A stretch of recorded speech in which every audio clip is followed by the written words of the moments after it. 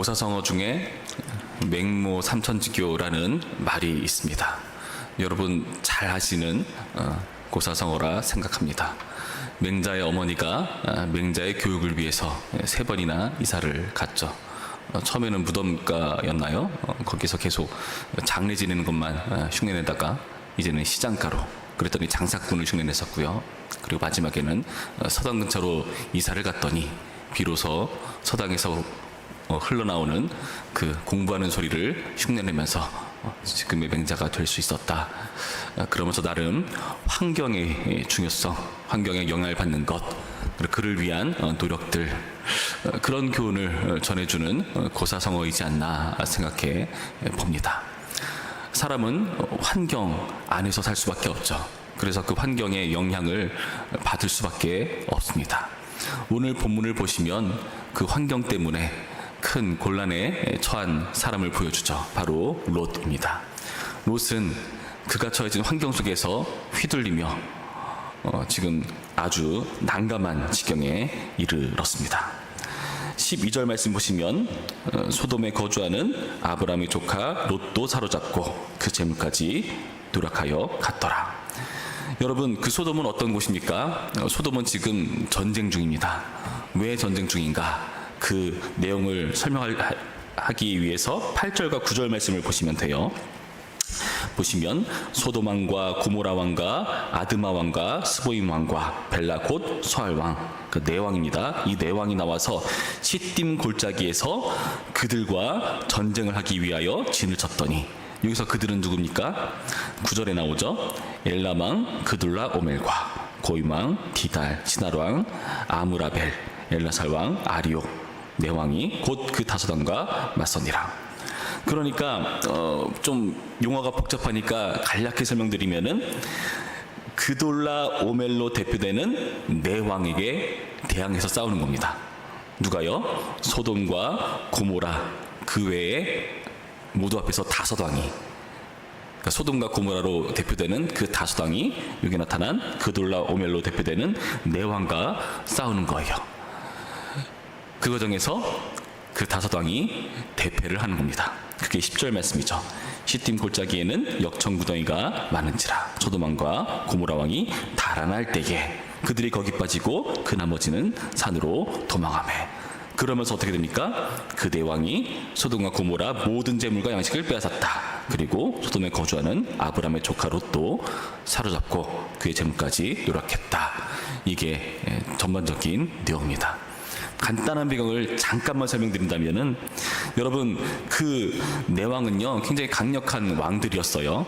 그래서 여기 나타난 소돔과 고모라로 대표되는 다섯 왕은요 그 당시 그 염해 근처에 사는 작은 도시국가의 왕들인데요, 이들이 12년간 이 네 왕을 섬겼습니다. 그러다가 13년 되는 해에 배반하는 거예요. 왜 배반했을까요? 도저히 견딜 수가 없으니까 배반을 한 거겠죠. 안 그랬으면 진작에 했겠죠. 12년 동안 그렇게 그 안에서 섬기다가 13년째 배반을 하니까 14년 되던 해에 이제 그 네 왕이 쳐들어와서 이런 전쟁이 일어나고, 그 배반에 대한 그 대가로 혹독한 패배를 맛보고, 그 과정에서 소돔에 거주하는 롯이 사로잡혀 간 겁니다. 여러분, 롯은 왜 사로잡혀 갔습니까? 소돔에 거주하기 때문에 사로잡혀 갔습니다. 여러분, 소돔은 어떤 곳입니까? 롯이 본인이 직접 본인의 의지로 선택해서 간 자리입니다. 우리가 앞서 살펴본 13장에서 롯은요 아브람과 이제 더 이상 같이 할 수 없는 지경에 이르게 되자 아브람이 그에게 선택권을 주죠. 어디로 가겠는가? 그랬더니 이 소돔이 있는 쪽으로 가겠다고 말했습니다. 여러분, 근데 이것이 비극이었습니다. 왜 그러냐면 소돔은요, 여기 13장의 표현을 보시면은 잠깐 볼까요? 13장 13절 말씀 보면은 소돔 사람은 여호와 앞에 악하며 큰 죄인이었더라. 여호와 앞에 악한 큰 죄인, 그들이 사는 곳이 바로 이 소돔인 거예요. 그래서 하나님께서 어떻게 하시려고 하시는가? 10절 말씀 보시면은 중간쯤 보시면 여호와께서 소돔과 고모라를 멸하시기 전이었으므로 여호와의 동상 같고 애굽 땅과 같았더라. 굉장히 멋진 장소처럼 보였지만 여호와가 멸하시기 전이었으니까. 그러니까 그 당시 선택할 때는 여호와가 멸하시기 전이었으니까 굉장히 좋아 보이는 땅이었던 거죠. 그러나 오늘 본문을 통해 살펴보듯이 그 땅은 죄악으로 가득한 땅, 곧 멸망당에 마땅할 땅인 겁니다. 단지 보기 좋다는 이유로, 살기 좋다는 이유로 찾아간 곳에서 결국 롯은 이렇게 곤란당하게 되는 지경에 이르게 되는 것입니다. 여러분, 우리는 이런 모습들을 심심치 않게 봅니다. 멸망당할 죄인의 땅을 선택한 결과 그 안에서 이렇게 고통당하고 신음하는 그런 모습을 우린 주변에서도 보고 혹은 우리도 겪었을 줄 모릅니다. 이 세상 가운데 살아갈 때 우리가 자녀를 위해서 기도할 때 뭘 기도합니까? 이들이 제발 좋은 사람을 만나길, 좋은 관계를 쌓기를 그렇게 원하지 않습니까? 맹모 삼천지교가 뭡니까?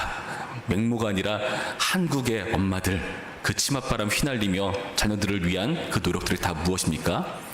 이들이 좋은 환경에 있어야 된다는 그 조건 아닙니까? 그런데 우리는 자칫 잘못하면은 에덴 동산처럼 보이는, 애굽처럼 보이는 곳을 선택할 수 있다는 겁니다. 하나님께서 곧 멸망시키실 그러한 죄악의 땅인 것을 우리는 애써 외면하고, 거기 가면 잘 된다더라, 취업에 잘 된다더라, 좋은 배우자감을 만날 수 있다더라 등등 여러 가지 이유들을 고집하며, 때로는 교회 출석을 못하는 것까지도 용납해가면서 우리는 허용하고 있는 것은 아닌가, 우린 돌아봐야 한다는 거죠. 여러분, 이 죄악된 곳에서 많은 곤란당하는 사람 봅니다. 온 세계 가운데 전쟁이 펼쳐지면요, 우리 전쟁 상황 보잖아요. 무고한 시민들이 곤란당하지 않습니까? 우리는 그 현실을 봅니다. 그 위험성을 압니다. 그러나 전쟁이 나기 전이니까 모르고 합니다. 이게 참 비극이라는 겁니다. 여러분, 부디 여러분과 여러분의 귀한 사람들은 좋은 환경에 있기를 축원합니다. 좋은 환경에서 자라기를 축원합니다. 여러분, 롯은요, 그가 멸망당할 죄인의 땅을 선택한 결과 사로잡힌 겁니다. 그는요, 소돔 거주자이기 때문에 사로잡힌 거예요. 근데 여러분, 희망이 뭡니까? 이 롯은 소돔 거주자지만, 본인이 선택한 그 소돔 거주자이지만 그의 수식어는 뭡니까? 오늘 본문을 계속해서 보시면 이 롯을 뭐라고 설명하는가? 12절 말씀, 아브람의 조카 롯. 14절, 아브람이 그의 조카가 사로잡혔음을 듣고. 16절, 모든 빼앗겼던 재물과 자기의 조카 롯과 그의 재물과 또 부녀와 친척을 다 찾아왔더라. 여러분, 이게 희망입니다. 롯은요, 소돔 거주자죠. 소돔 거주자이기 때문에 지금 납치당하고 쫓겨나고 위기에 처하는 상황이지만 여전히 그의 수식어는 성경에서 말하길 아브람의 조카라고 설명합니다. 여러분, 이 세상에 곤란당하는 그 모든 사람이 사실 누군가 신자의 친족이고 사랑하는 동료이고 사랑하는 가족이라는 것을 우리는 잊어서는 안 됩니다. 요즘 식당에서 하도 손님들이 막대하는 사람이 많으니까 막 그런 유니폼도 있잖아요. 남의 집 귀한 자식. 우리가 이 카테고리를, 그 범주를 분명히 해야 됩니다. 우리는 범주를 잘못하면 굉장한 오류에 빠져요. 그 사람은 어떤 특정한 인종이니까, 그 사람은 남자니까, 여자니까, 어느 학군 출신이니까, 어느 지역 사람이니까 아주 엉뚱한 범주로 우리는 사람을 이상한 사람으로 취급해 볼 때가 있습니다. 그러나 그렇게 취급하면 안 되죠. 그렇게 취급하면 안 됩니다. 우리는 범주를 분명히 해야 됩니다. 오늘 말씀에서 그가 아무리 소돔 거주자로서 지금 이 위기에 처하는, 당해도 꼴 좋다 싶은 그런 위기에 처했어도 그의 범주는요, 아브람의 조카라는 것을 명심해야 됩니다. 여러분, 우리에게 영적인 조카가 있습니다. 영적인 가족이 있습니다. 육적인 가족은 말할 것도 없고요. 여러분, 그들이 어느 환경에 지금 있습니까? 그 환경에서 지금은 괜찮아 보이죠? 나중에 위기에 처할 수도 있습니다. 혹은 지금 위기 가운데 있을지 모르겠습니다. 그들의 수식어는, 그들이 어디에 속해 있는가는 우리의 의지에 달려 있습니다. 그가 아브라함의 조카일지, 단순히 소돔 거주자로 멸망당할지, 그들의 결과는 우리의 의지에 달려 있다는 것을 명심하시기 바랍니다. 여러분, 그래서 아브라함은 어떻게 하죠? 그 롯을 되찾아오죠. 14절과 15절 말씀 보시면은 그가 그의 훈련된, 집에서 길리고 훈련된 자 318명을 거느리고 단까지 쫓아와서 구해옵니다. 그러니까 그의 가신들이 318명이라고 설명해요. 그리고 그와 함께한 사람들 누구죠? 13절 말씀 보니까 마므레, 그리고 에스골, 아넬, 이런 사람들과 동맹했다라고 말해요. 그 동맹한 게 뭐냐면은 이 전쟁에 함께 참여한 겁니다. 나중에 14장 후반에 보면은 그 전리품을 취하는 과정에서 이들이 동행했다는 것이 명시됩니다. 그 3명, 그 동맹한 자 3명과 318명의 집안 그 종들을 데리고 가서 그 롯을 되찾아 온 겁니다. 여러분, 우리는 여기서 한 가지 교훈을 얻어야 됩니다. 우리는 이런 말씀 들으면 이런 생각할 수 있어요. 아니, 아브라함이나 되니까 그가 딸린 사람이 몇인데 그렇게 전쟁 정도 할 수 있지, 찾아올 수 있지, 여길 수 있는데, 여러분 좀 이성적으로 생각해보고 제대로 봅시다. 318명과 3명이 전쟁하기에 많은 수입니까? 상대는 어떤 사람이죠? 내 왕이죠. 내 왕이 단순히 4명 나가서 싸우는 그 차원입니까? 그게 아닙니다. 5왕을요 12년간 괴롭히고, 그리고 무찌를 만한 실력자이고요. 그리고 그들을 무찌르러 가는 과정에서 5절부터 7절까지 말씀 보시면은 그 만나는 족족 상대를 다 제압해버리고 치는 그런 무서운 사람들입니다. 이런 사람들을 상대로 고작 318명, 3명 데리고 싸운 거예요. 여러분, 우리가 그런 마음일 때가 있어요. 우리는 힘이 없는데, 내 말 잘 듣지도 않는데, 내가 뭐 할 수 있는 게 있다고 이런 식으로 우리를 너무 작게 여깁니다. 여러분, 그렇지 않습니다. 우리는 작지 않습니다. 아브라함은 왜 이런 전력에도 불구하고 이렇게 롯을 되찾아올 수 있었습니까? 그와 함께한 하나님 때문에 가능한 거죠. 그 전에 바로에게 사례를 빼앗겼어도 하나님은 되찾아 주시지 않았습니까? 하나님께서 함께 하셔서 12장에서 아브라함과 약속하실 때 너를 저주하는 자를 내가 저주하겠다 말씀하시죠. 그 말씀 그대로 행하시는 분이십니다. 복의 근원으로 그가 있는 자리가 복된 자리가 되기도 하고, 그를 배반하고 그를 힘들게 하는 사람은 반대로 곤란에 처하기도 하는 그런 하나님이 특별히 택하신 복받은 사람이라는 겁니다. 여러분, 우리가 이런 복받은 사람인 줄로 믿습니다.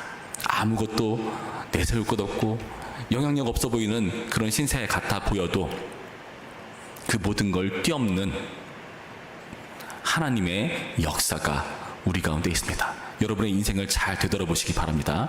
여러분의 인생 가운데 하나님 개입하셔서 이 자리에 있는 것 아닙니까? 잘 생각해 보시기 바랍니다. 내가 나의 의지로 이 자리에 있을 수 있다고? 아닌 거 잘 아시죠? 하나님의 역사입니다. 그리고 그 과정에서 하나님께서 누군가를 아브람처럼 사용하셔서 우리를 조카로 구해내시고 이 자리까지 이끌어오신 분이신 줄로 믿습니다. 여러분, 우리가 이제는 그 역할을 부여받은 자들입니다. 여러분, 그런 자들은 누굴까요? 우리가 요즘 VIP 작정을 하고 있는데요, 우리가 상대를 어떻게 여기느냐에 따라 달라집니다. 단순한 소돔 거주자로 치부해버리는가, 아니면 나와 관련 있는, 나와 함께 해야 할 조카인가. 영적으로 우리는 한 가족이 될 수 있습니다. 예수님 안에서요. 죄인으로 그냥 치부해버리고 놔두면요, 소돔 거주자로 멸망당할 뿐입니다. 예수님께서 어떻게 하십니까? 우리를 죄인이라는 카테고리로 묶지 않으시고 의인이라고 인정해 주시고 지금도 우리 가운데 구원의 역사를 이루어 가시는 분으로 신실하게 대우하셨습니다. 우리가 하나님의 VIP가 되었습니다. 이제 우리에게 주님께서 아브라함으로 그 누군가를 조카 롯으로 대우하기를 원하십니다. 부디 이 말씀을 통해서 우리의 의지가 예수님께서 우리에게 그러하셨듯이 우리에게 주어진 그 사람들을 구하고자 열정을 내는 의지를 발휘하는 그런 우리의 모습이기를 주님의 이름으로 축원합니다. 기도하겠습니다. 참 좋으신 하나님 감사합니다. 오늘의 말씀을 통해서 우리가 우리의 역할에 대해서 다시 한번 생각해 봅니다. 하나님, 세상엔 사로잡힌 소돔 거주자가 많습니다. 그러나 그들 중 어떤 사람들은 되찾아야 할 아브라함의 조카입니다. 나의 가족이고 나의 사랑하는 동료이고 나의 사랑하는 VIP입니다. 주님 도우셔서 우리가 그 역할을 감당할 수 있도록 인도하여 주시옵시고 나의 인생 가운데 신실하게 역사하셔서 우리를 되찾으신 하나님께 감사하며 그 예수님의 은혜를 생각하며 이제는 그 은혜를 받은 자답게 또 다른 누군가를 구원해내는 그런 역할 감당할 수 있도록 인도하여 주시옵소서. 나를 통해서 나와 내 집이 구원을 받는 역사 이루어질 수 있도록 도우시고 함께하여 주시옵소서. 감사드리며 예수님의 이름으로 기도했습니다. 아멘. 우리 다음